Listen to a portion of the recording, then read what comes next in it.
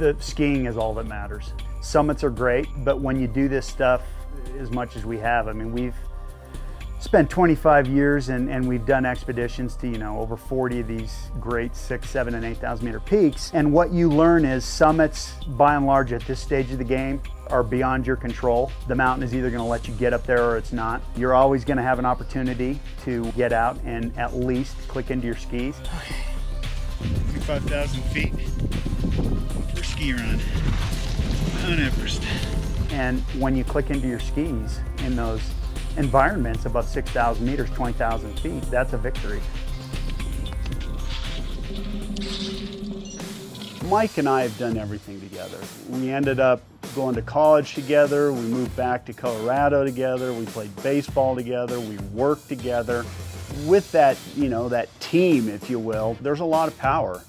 There's a lot of confidence that people that don't have that they probably don't realize. There's synergy, and it allows you, with the support of someone that supports you 100%, to go out and do things.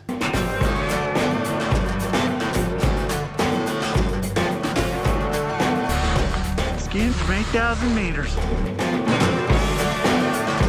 Hardest? Yeah. Oh, that snow was so horrid. Brutal.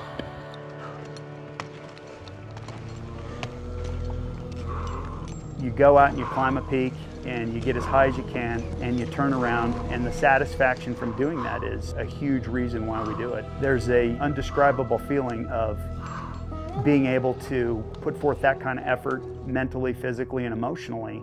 And when you go out and you click into bindings and you start to make turns, it's beyond all. Mike Marolt draws great inspiration from the legacy of Jimmy Huga, and his film, Skiing Everest, tours the country raising funds for the Jimmy Huga Center Endowment. In 1964, Jimmy Huga and Billy Kidd, at 20 years old, were the first American men to win Olympic medals in downhill skiing. 7 years later, Jimmy was diagnosed with MS. We were over here on Aspen Mountain. I was watching the World Cup with my dad, and my brother Steve and I came down the mountain and we ran into Jimmy at the finish line, and he was just standing there talking with Dad, and he said, Max, can you help me get to my car?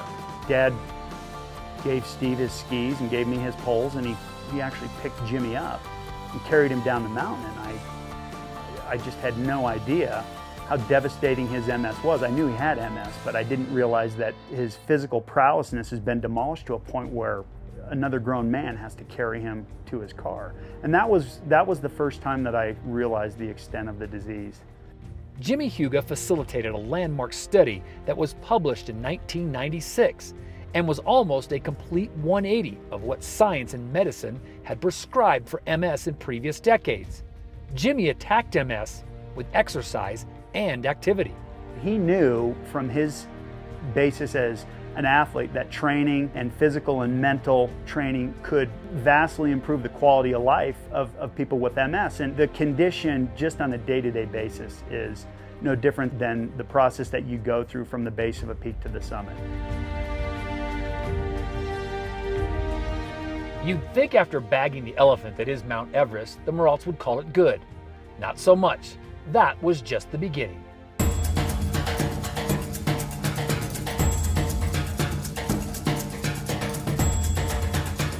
got some sleep. Had incredible food, rested a day. We're going to produce a sequel to Skiing Everest, and it's going to be called Beyond Skiing Everest.